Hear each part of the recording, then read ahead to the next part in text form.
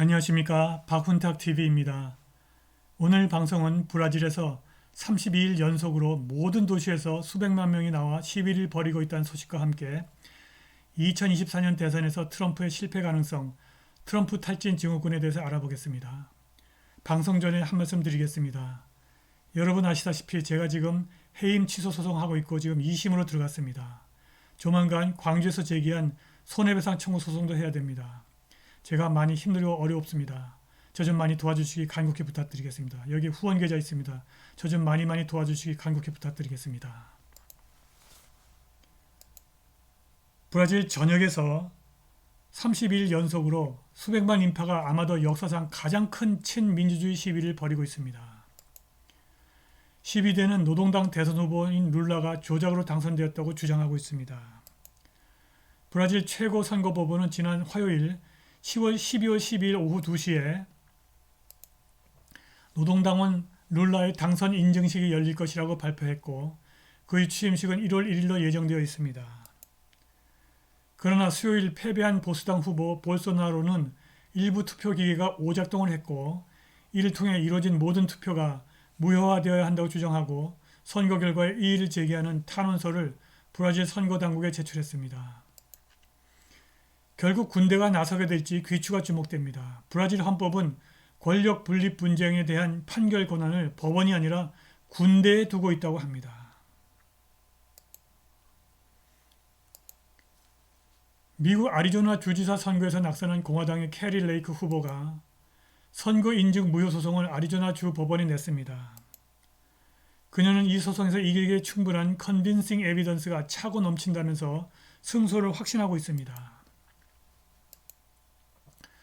좋은 소식은 일단 레이크가 아리조나에서 소송을 시작해서 매우 의심스러운 선거 과정과 결과를 뒤집어 놓으면 예를 들어 펜실베니아 같은 곳에서도 다른 사람들이 그 길을 쉽게 따라갈 수 있다는 것입니다.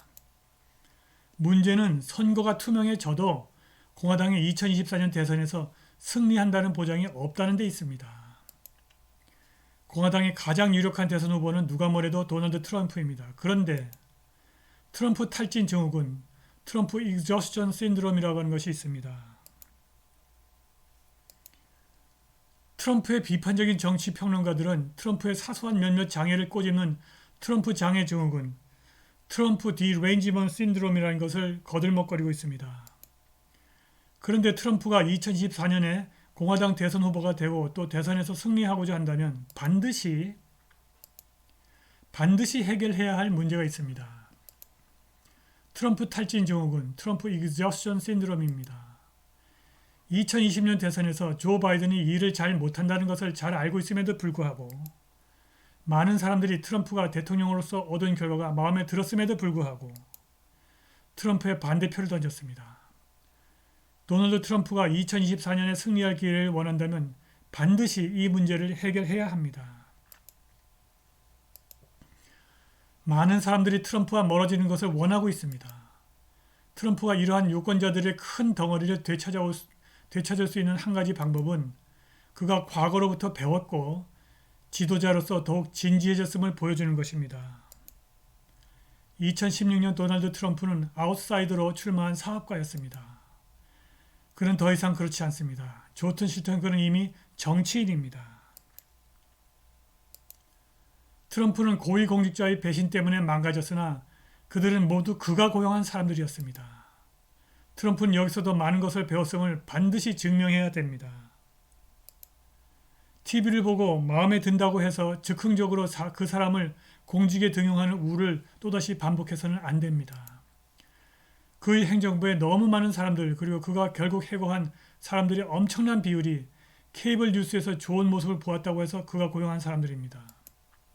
바로 이걸 끝내야 합니다. 사람들이 지겨워하는 것은 그가 해고한 공직자들과 공개적인 불화뿐만이 아니라 신뢰할 수 없는 고용인으로부터 고급 정보가 유출되는 것이었습니다. 임기 4년이 지나고도 트럼프가 자신의 행정부를 구성할 신뢰할 수 있는 사람이 누구인지 우리에게 말할 수 없다면 그건 아주 심각한 문제입니다. 트럼프가 지난주에 말하려고 해서 그와 함께 저녁 식사를 하자고 래퍼 케인 웨스트를 초대했다는 소식은 절망적이었습니다. 케인 웨스트는 공포스러운 반유대 인터뷰에서 히틀러에서 좋은 점을 발견했다면서 나치에 대한 반대를 멈추라고 너스레를 떨었고 히틀러가 유대인 600만을 죽이지 않았다고 주장했습니다. 웨스트는 트럼프에 대해 좋은 말만 늘어놓았습니다. 트럼프는 자신의 자존심을 쓰다듬는 것을 좋아합니다. 백악관에 돌아가고 싶다면 그는 한 인간으로 성장했고 좌파들이 그에 대한 비난과 자신이 다름을 증명해야 합니다. 그는 더 이상 나는 그들이 누구인지 몰랐습니다라는 변명을 할 수가 없습니다. 당신은 순물을 나르는 트럭에서 떨어진 바보가 아니라 이미 전직 대통령입니다. 이것이 트럼프 대통령을 절대적으로 사랑했던 많은 사람들이 그의 재산에 흥분하지 않는 이유입니다. 사람들은 높은 유류 가격과 인플레이션을 분명히 싫어하지만 익숙해질 수 있습니다. 민주당은 1978년 중간선거에서 지미 카터가 백악관에 있는 동안에도 하원과 상원에서 모두 승리했습니다. 레이건이 지미를 박살냈을 때에도 민주당원들은 1980년에 하원을 지켰습니다. 투표를 해야 할 명백한 이유가 없으면 사람들은 여전히 좋은 후보보다는 나쁜 후보에게 투표를 하고 자신의 이익에 반대하는 투표를 할 것입니다. 이번 선거는 그것이 명백한 사실임을 보여주었습니다. 도널드 트럼프가 2016년에 이룬 것을 되찾을 기회를 원한다면 2024년은 다르기 때문에 2024년에 반드시 다르게 해야 합니다.